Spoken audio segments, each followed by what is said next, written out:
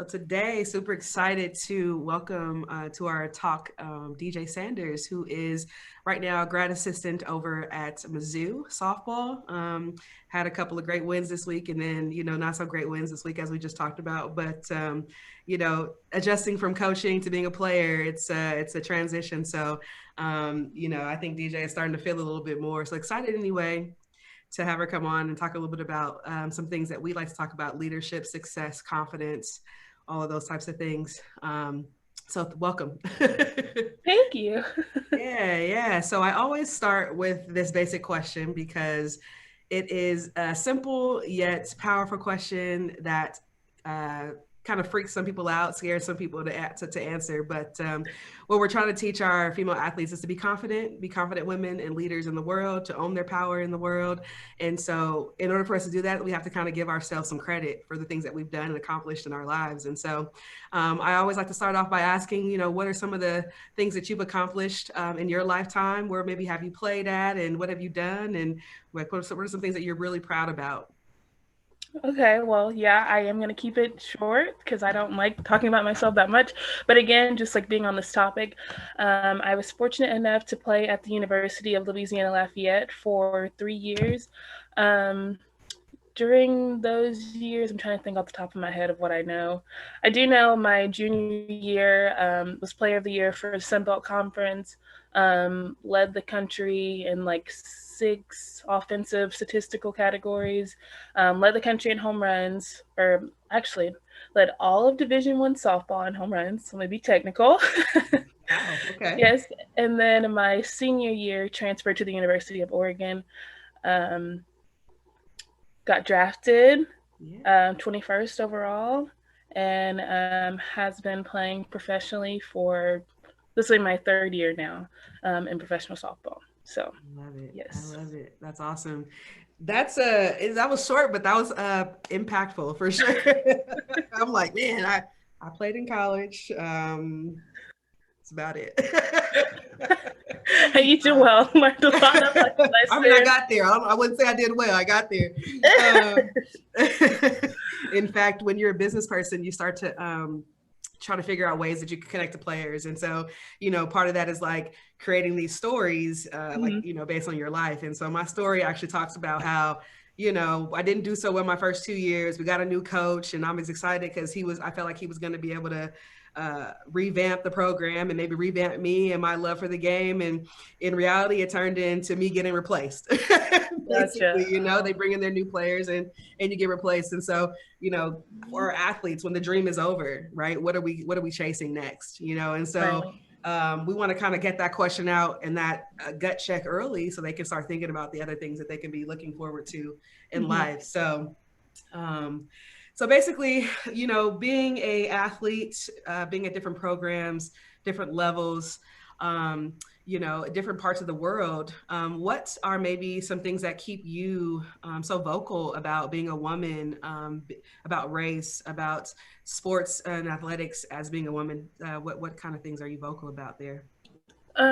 Actually, living in different places and being around different people, different environments, if there's one thing that I have learned, because right, I'm in one side of the country, I pack up and move to a completely different side of the country where people don't even realize that people exist on the other side over there, and like it's almost like a completely different world.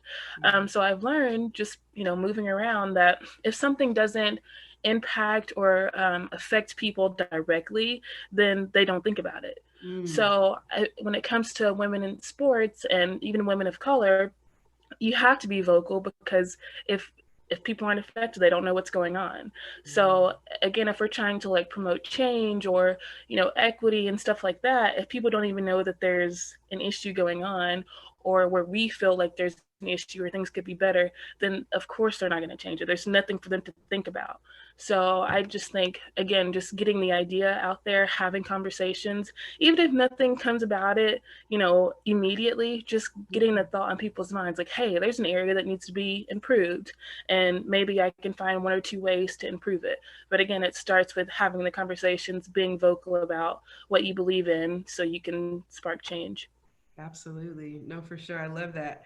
I love that. And along the same lines of that is, when you go to different places and again present yourself in different areas or demographics of the world and different types of people, um, what are maybe some of the like barriers that you've had to overcome, like in being a female athlete that you would like to share, and maybe like how you overcame them?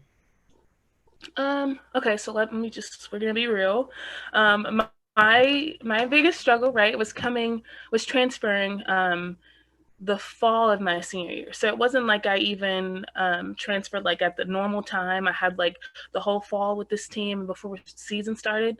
No, I transferred like after I had finished a fall season somewhere else, and I Wow. had 2 or 3 weeks with a new set of players, new team, new coaches, different part of the country, nobody that I knew, right before I had to be like game ready and like locked into play. And this is also Pac-12 where like everything that you're doing is on TV. Everybody sees it all the time. So you don't have room to fail, basically. I mean, you do, but it's different. Yeah. And I think one of the biggest struggles for me was building the respect from my teammates and my coaches at one place, and then going to another place my senior year and being treated almost like a freshman again. Mm. And I feel like because, I was from a mid major, also being a woman in sports, like it wasn't like what I accomplished before. And like my rep wasn't enough whenever I started this new place. It was almost like you have to go out and make a name for yourself here. And the only reason why it was there was a lot of reasons why it was a struggle, but one of the biggest ones was that I knew if I had struggled on the field, my previous coach knew me enough to like, okay, let her struggle, let her figure it out herself, like still have faith in like what I can do. Whereas at this new place, it was like, okay, she's struggling, probably should take her out because Mm. I don't know. So Mm. I think if I had been a guy, it would have been different. First of all, my accolades and stuff would have been enough. Like, okay, whatever she's got going on, like, let me not touch it. Like, whatever. Like, let's let her work it out. Especially being a senior. But I think because it's women's sports, like it's not that big of a deal. Like, if you don't ask about anything that I accomplished, you don't know. So I think just that was one thing that made my experience a little bit different, or how I wish it would have been different. So Absolutely. Oh my God, you said so many great things in there. I mean, from like you said, just the fact that like when you leave some places, you kind of have to like start from scratch in a lot of ways. And for some people, right, that mm-hmm. their accolades don't necessarily transfer from place to place. And that's, I feel like a lot of the life of a woman in general is that like, they can do amazing, great Right. things at one place, but again, like you said, have to kind of show themselves again or prove themselves again to the next group of people. Um, and then I thought something that also that was important was the fact that you mentioned, with your other coaches, you were able to kind of build that relationship with them, like Mm-hmm. your ULL coaches, to the point where they knew, like, okay, if she goes through or she struggles at this one instance, we can kind of trust that like she's going to get out of it. Whereas when you got to the new place, you weren't 100% sure that they didn't understand that that's something that you were able to do and accomplish. And Right. so that's important. And I think that goes to like a good question that I have around, what actually made you decide that ULL was a good fit for you? Mm. Um, okay, so again, being honest, growing up, I didn't like to watch softball. Like I wasn't like a lot of my former teammates are like, if they see somebody who's played years before, they know everything about her, like all the statistics. So she played in the World Series this year. This was her teammate. Like all this, I was walking around oblivious. Like I played on the. Oh, I guess I should have mentioned this in my thing, but I played on the junior national team. After my freshman year in college, and we had a bunch of guest coaches who were all former Olympians, and I had no idea who they were. So I didn't like grow up watching softball and like knowing the best schools, stuff like that. But I knew the level of competition was definitely going to be different than what I experienced in Mississippi playing softball, Right. because there's a lot of different talents and stuff, but even still, Mississippi is kind of behind when it comes to fast pitch softball, just because we, you know, I don't know, whatever reason, Mississippi's kind of behind when it comes to that. So I knew I was going to need development in order to be able to compete at that level. Like talent wise, I knew I had what it took, like dedication, commitment, all that. Like I don't mind working hard, but I knew that I needed something more than what I already had in order to play. So the head coach that was there whenever I was being recruited and during my 3 years was Mike Lotif, and he's really big on changing swings and developing athletes that way. And a lot of people, when they go to college, they're like, no, this is what works for me. Like, I want to stick to this. I don't want to change my swing. I don't want to change my style of doing stuff. But I'm like, no, I need that. So with him being so big on, change and development, I was like, okay, I feel like this is the place for me for sure. So that was basically it. I love the culture of softball down there. It's probably one of the schools that, softball isn't, it's growing, right? But whenever it comes to, big schools, it's all about football, whatever, big sports. But I felt like there was a great community of fans for softball there too. So not only did I trust that I was going to be developed into a better athlete, I also love the community and the fan and supports they had for the softball program there too. That's awesome. And so, yes, I was actually telling Narissa the other day that basically I went to Grambling and we came down to play ULL, and that was like the worst experience of my life, but the Yes. best experience of my life. Like I imagined like what it would feel like to be a player there, like how awesome that atmosphere is. Yes. But if you're not a player there, that atmosphere is Yeah. something. I have never been whenever I wasn't playing there, but I'm like, good luck to the people that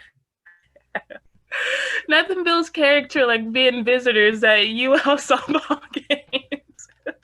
Absolutely. It was like, oh, the worst. And it was just like, oh my God, it was fun, but it was like, I don't know, like you're here, they're just constant, the back behind you, on the sides of Yeah. you, the play, then you guys are good. So like you're getting whooped on the field, you're getting whooped by people out in the stands. It's just a lot. It's definitely Um, an experience. and so you mentioned something which I like that you're being honest, because if I have to be honest too, I probably was in the same boat with you where I didn't really recognize, or I didn't have a previous experience with softball until I got to high school. And even when I got to high school, I never ever played travel softball. So like I wasn't really familiar with, like you said, the Olympians and things like that. And I'm just curious, why do you think that was that you didn't like watch softball when you're younger? I just know, just me as a person, I was just too active. Like Okay. I didn't watch TV at all. I was always outside doing something. I played sports nonstop. So Yeah. I've never ever had a summer away from softball ever since I was 7 and started playing travel ball. So I did play travel ball. Okay. I did travel ball during the summer. In Mississippi, we still have slow pitch softball. So I did slow pitch right when school started up until like October. Basketball started, Yeah. played that until like through February, March, and Yeah. then fast pitch started through the summer where I played travel ball again. So I Okay. was like the entire year I was training, doing something, and I was just a busybody, hated sitting down and watching. If my dad was like, come watch, learn this, I'm like, so it wasn't just because I was trying not to pay attention, it Okay. was because I was always uh, Okay. doing something else. Yeah. That's good because to me, like I'm a part of this group on Facebook, Black Girls Mm-hmm. Play Softball, and one thing that we constantly talk about is like, why are there not so many athletes that look like us playing at the Mm-hmm. collegiate level or the pro level? And it's definitely getting better as time is going on. But I was just wondering if there was a connection between like maybe we're talking about representation being part of the problem or part of the reason that maybe there's not as much exposure for our athletes to see, like, that someone that looks like them at that level. And so I was just curious if that had anything to do with it. Right.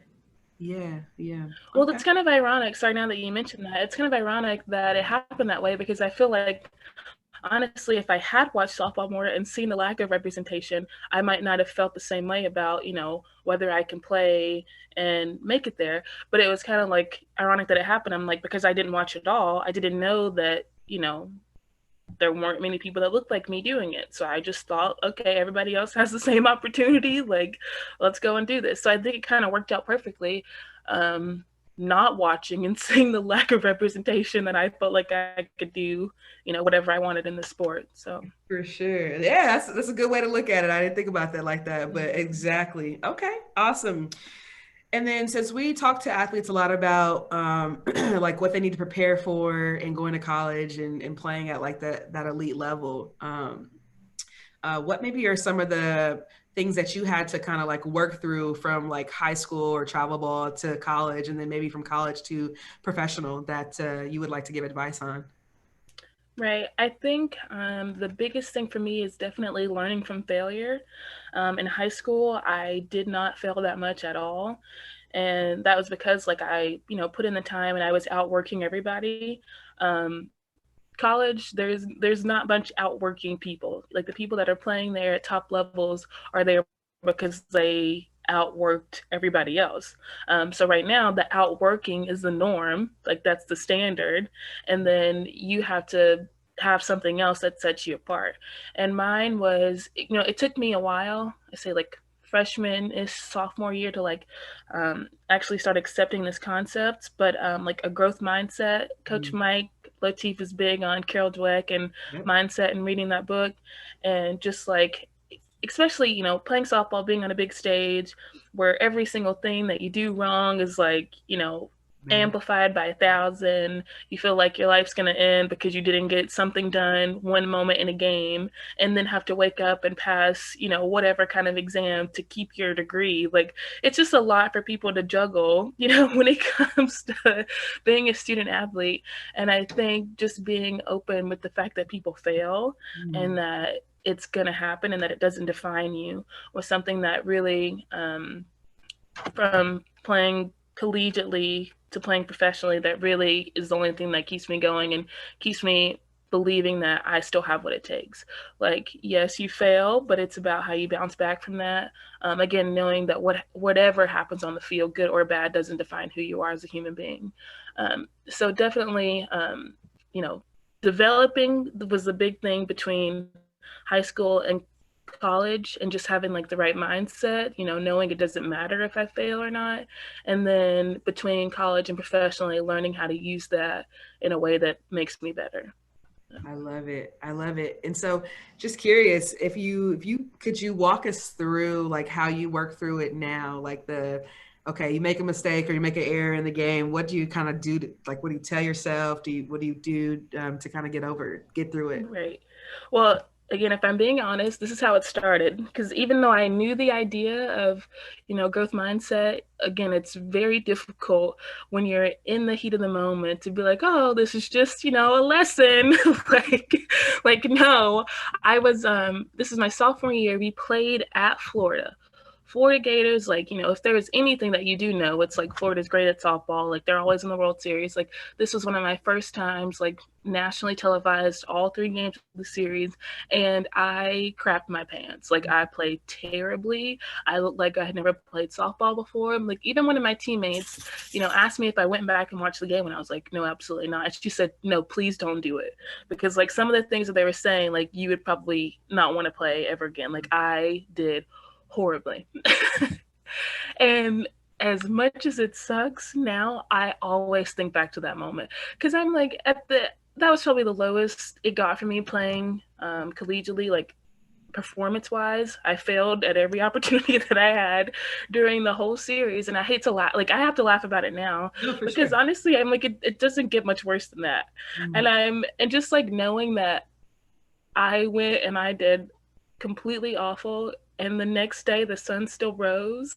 Like it's like, okay, it's not about, not trying to be as worse as your worst day, but just thinking about the fact that it was so amplified in that moment. And now I can't even tell you like one significant thing that went on during that time. Yeah. It's just about keeping things in perspective. And knowing that regardless of what happens, again, I think I say this all the time, but just not letting anything that happens define you. Like I'm big on knowing who I am, what I believe in, my morals, my values, and no matter what anybody is screaming at me in the stands, whenever I let a ball roll through my legs, is going to change that. So it literally took me hitting rock bottom playing wise, getting embarrassing myself, for me to be like, okay, I did the worst that I could possibly do, but still, I know who I am. I know I can play softball well, and it's just about proving it. And with, again, with softball, this being a sport that predominantly people fail majority of the time, it's like I don't see how, again, as an athlete, I do, because everybody wants to be, you don't want to fail, you Yeah. don't want to not be great, but it's like the fact that we expect in a sport where you're supposed to fail, we expect to not fail more than often is crazy. So just the like perspective, like, again, I get to come out and do this is a privilege, like this is something that I'm having the opportunity to do. So sorry, I'm rambling, but You're this not. also This makes is all great. This is this all made me this made me remember. So my senior year, I went to the World Series, my only time ever going there, and again, I played terribly. And Mhm. I'm like, I had already been through the experience in my sophomore year at this point, going to Florida, playing terribly. So I felt like I should have known better. Like, I should have been able to see, hey, you're spiraling, like, making a bunch of errors, like, but mentally, because of that last experience, how to get out of it. But I was so frustrated that even as a senior, I went and I made the game bigger than it was. Like everything around me, like, just made it feel, hyped up to where I couldn't play comfortably. And I was so frustrated. And I was telling my old coach, the one that was at Louisiana Lafayette, how upset I was at the fact that I made it to the World Series and then I played terrible. And he was like, honestly, you get to strike out and look crazy in front of the world at the World Series. Like, as bad as that sounds, it's something that I still got to do. It was a privilege to even be there, like a Wow. privilege to be playing on TV. Yes, I looked crazy, but how many people are even having getting the exposure, getting to play there? So as much as I wanted to do better, it's a privilege to be able to fail at a high level and on a big Absolutely. stage. Oh my So gosh. Thank you for being honest and talking through that with us. I think that's important and I think it's real. And I think that's what the athletes like need to recognize that like even when you get to this stage, you've gotten there, but there you still might struggle in some instances. But again, how do I get out of it? And so as a part of our like services, we do like a disc personality test with each of our athletes. And so what we're trying to do with that is like teach them about the defining who they are, their actual behavioral traits, their personality traits, their strengths, their weaknesses, their needs, their motivators, their stressors. mhm. And we feel like if we can create that baseline of like those types of things, we can start communicating better in those avenues where we need to learn how to use them or get around them, or those moments where we fail or whatever. Along with the mindset piece. So, for you, you mentioned a lot that like, it doesn't define you. And I can't imagine that like you always like grew up with that mentality. You might have, which is awesome that your parents are doing some great things, right? But what did you do, or where was that moment where you were like, hey, like I'm like my life, DJ Sanders is not defined by being a softball athlete, but like it's something Mhm. that I do. So how did you come up with that thought process? Right. Well, actually, it did. My parents did have a lot to do with that. My parents, so they both ran track in college, so they're both college athletes. But just they never let me think that sports were my life. Like they never. I was always, involved in church, involved in other things, and I was doing so much. So I don't know. They just didn't let it feel like this is all that I am. Like at the end of the day, like I still had other responsibilities, other groups that I was in. So I even started to question like if I was passionate about softball, because I was around my other teammates that made it seem like softball was so important. Softball is my life, this and that. And I was like, oh my gosh, like I don't feel the same way. Like, do I like should I still be playing softball? Because I'm like, I don't feel as passionate as they do about it. I'm like, I don't know if this is right for me. But I think that was more so just because I, had perspective of other things outside of it. I always viewed softball more as an opportunity, as a gateway. Because like whenever I was in high school and middle school, and I started getting interviewed after games and stuff like that from doing well. Um, oh, I just lost my train of thought. I'm so sorry. That's okay. That's okay. You were talking about Oh, but like, perspective. uh, Yeah. Yes, sorry, talking about like not making it my whole world. I think whenever I first started being interviewed, my parents were big on making sure that I gave like credit to, you know, other people and making it like a team thing. So it wasn't ever like I felt like, you know, I had to be great at it or anything like that. It was just they always made me make sure you're still humble. Like, you know, anytime, you know, yes, you're great at softball, but you still have to do this. Yes, softball is great, but you know, still make sure you're doing your classwork and being on top of other things like that. So no, I wasn't able to put the word define and like really understand what that was until college. That was also one of the things that my head coach talked a lot about, is like not letting what goes on define you. So I didn't put like a word like that meaningful to it until then. But I think just growing up and always having my parents that supported me playing sports, but not made me and not made it feel like that was the only thing that, you know, I was here for. So they definitely had a lot to do with it. But yeah. Shout out to the Sanders family. They got it Yeah. down. They got it going on. Yeah. I love it. That's awesome. And you know, like usually one of my last questions, was I'm just going to throw in right now because talking about parents is, Mhm. you know, how do we teach our parents to help redefine success outside of like their players' performance? Right. And so, you know, any advice based on like your childhood growing up with a parent who kind of kept things in perspective for you? Mm-hmm. What advice could you give to parents of high school athletes right now trying to chase this dream? Oh man. Um, I hate to sound corny and cliche, but I think just like letting them realize that it is still a sport. It is a game that we play.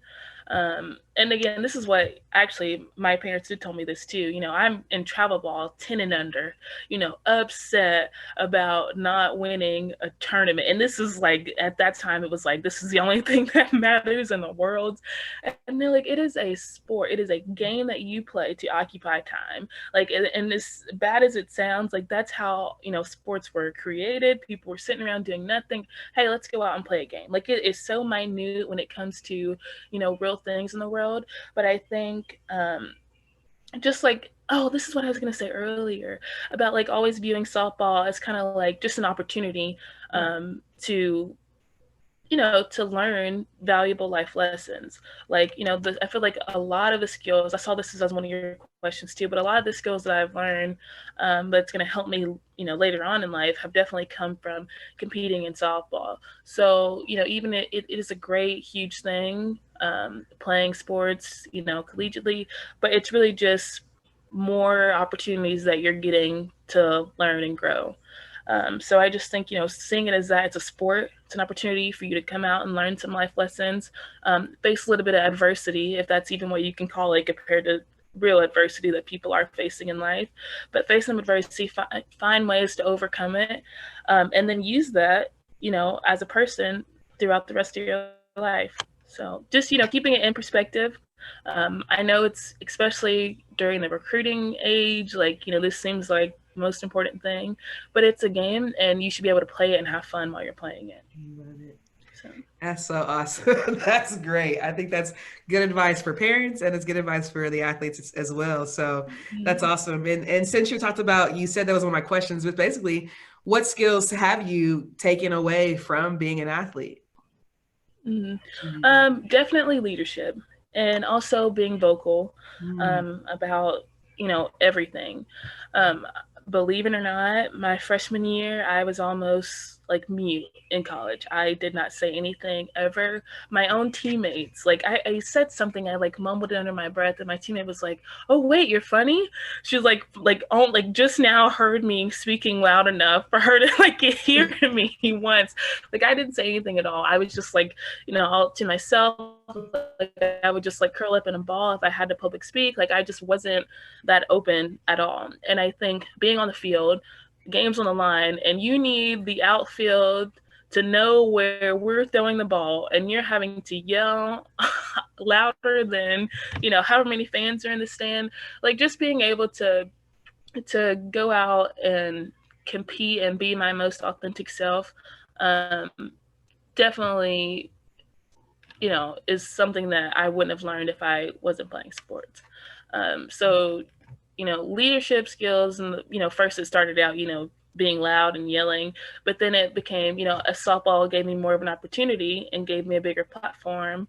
Now being able to lead, the girls that I'm coaching now, and just like, lead them, to use softball, as a platform, and kind of be a role model and good examples for the younger girls that are watching and wanting to play softball too. So Absolutely. there's a lot, but that was the first one that, because again, like even sitting here talking now, like I would have hated this my freshman year. Like I would have felt like this is a punishment. So I definitely have come a long way when it comes to that. And I think that's super valuable because, okay, so on our DISC personality test, there are majority of the people in the world who are like what we call the S's, who are the ones who are just pretty steady. Like they're pretty like, I want to even kill, like it's just smooth environment where I don't have to worry about conflict. Like our biggest fear is, that everyone is not going to get hurt or everybody's not going to have the opportunity. Like we care enough like about them, but we just want everything. We don't want to like speak out. Like we don't want to be the ones who are always like just the ones who are vocal and being the leaders like out loud, but we kind of want to be the ones, okay, well, we can lead by example. And, I show up and I show up early and I pick up the equipment. So hopefully my teammates like catch on to the fact that like I'm showing up early and picking up equipment. Right. And that's not always the case. But what I appreciate about it is that like you were able to start to define how you could be a better leader for the sake of like, how is it going to help me accomplish the goal right now? So you said, being, a shortstop and you got to tell the outfielders where to get the ball into, that just became like for that moment, that goal is to try to make that happen. So I had to speak out and be vocal and how it's just helped you grow. So I think that's one of the biggest lessons that I love. And I'm excited that you said that, you mentioned that, because a lot of athletes sometimes think they have to come in being this abrupt, loud person. And that's not necessarily the case, but hopefully you mold into using this as a platform because I also say that like being a part of a sport is at some point, there's a purpose for your life. And when you get to have this platform, use it in a way that's going to help benefit other people. So awesome. Great stuff. Few more questions just because like you're killing it. I just like to touch on mentorship a little bit. If, has there been any moments where you felt like mentorship kind of helps you through maybe certain struggles that you face on and off the field? Definitely, but also my two biggest mentors was my head coach. So, is it coaching? Is he mentoring me? Whatever.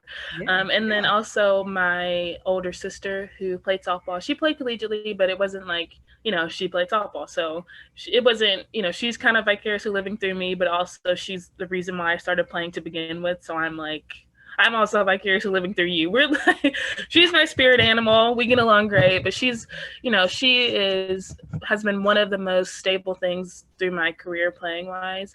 And I think, through some of the challenges that I faced, just like talking them out, she was the person that, if I felt like I didn't want to keep playing or I was struggling with this, she was, she would be the one to remind me that there are so many little girls that are, looking up to you and that need you to continue and being a place where they see you and see you being a representative of somebody that looks like them.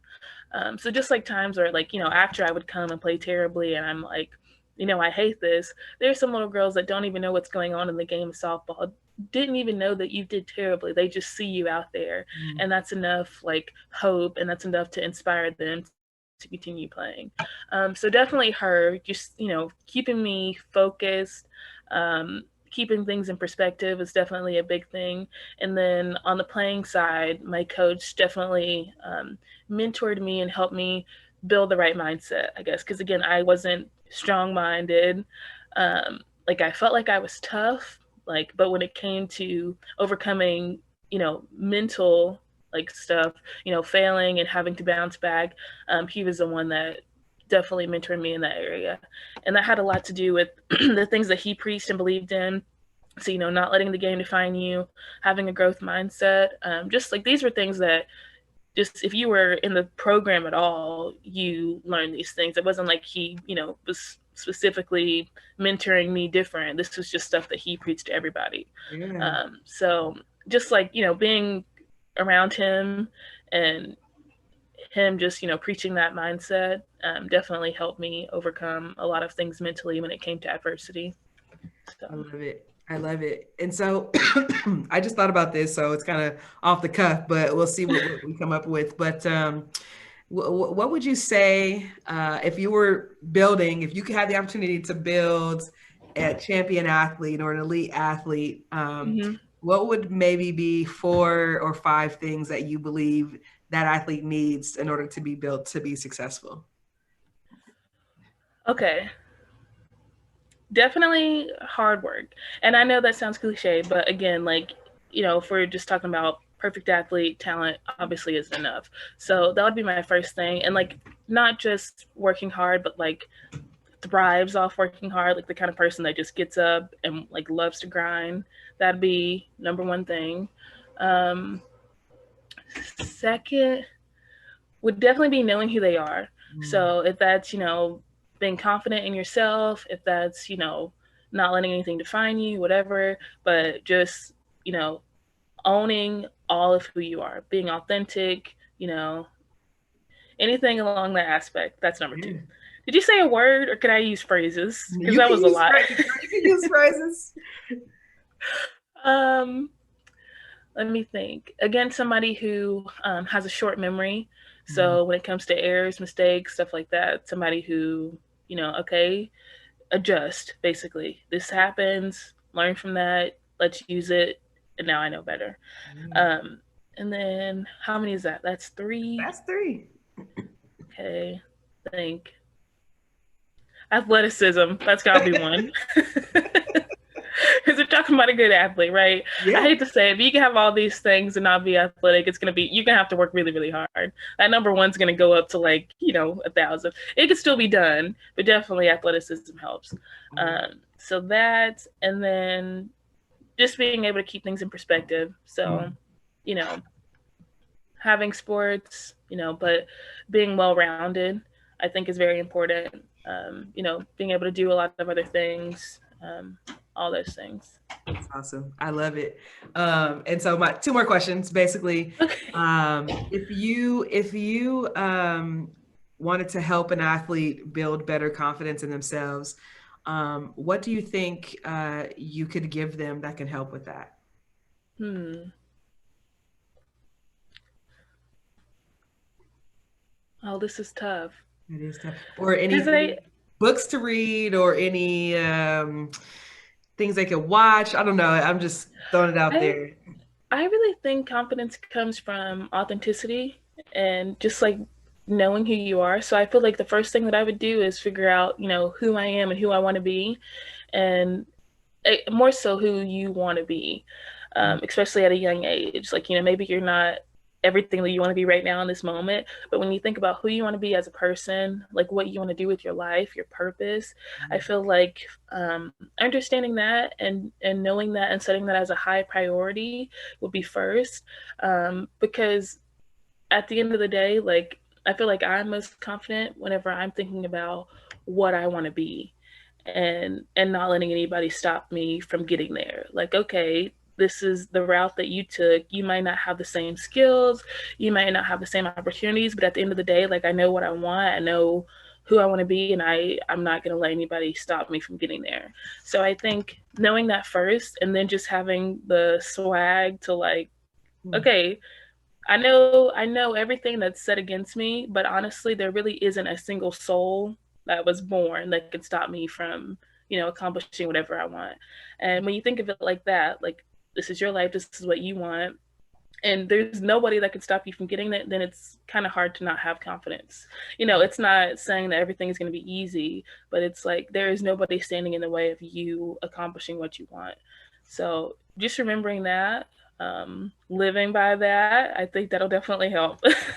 I agree. I agree. And it's funny like you say this because literally for me, this is the foundation of my business is like I want them to be the most authentic person they can be, but they have to know who they are first, right? And so we try to Mhm. teach them to work through what that looks like, from a personality standpoint, but also from like their values and their goals and their, like you said, exactly what you're talking about. So that's awesome. And my last question, because I usually ask like, how do people own their, how do you, or what's one trait you believe every athlete should have to own their power in the world? But I think you've answered that. So I am going to just finish the last question with any advice that you would give yourself, your younger self of being an athlete now that you are a coach. So like from a coach's perspective, what advice would you give Mhm. yourself that as a player? Um, I think giving myself, I'm going to word it like this because this is what I've heard too that helped me for sure, is like giving myself permission to be my full self. So not only being authentic, but also like competing that way, not having to change for anybody else. Like, you know what you can do, and I feel like shouldn't let anybody else doing whatever they're doing dictate how you feel about yourself. Yeah. So I think, especially when I was younger, I struggled with that a lot. But I feel like if I had just known, hey, just keep being you, um, you have full permission to compete like you, to work hard like you, to play like you. Like if I had just heard those words, I feel like I would have been better. Oh, it's okay to be like you, right? Oh Mhm. my God, hashtag that. Awesome. Well, thank you so much. That was such a great interview. Thanks for your insight, your honesty. I mean, it was awesome. So thank you. Thank you for having me.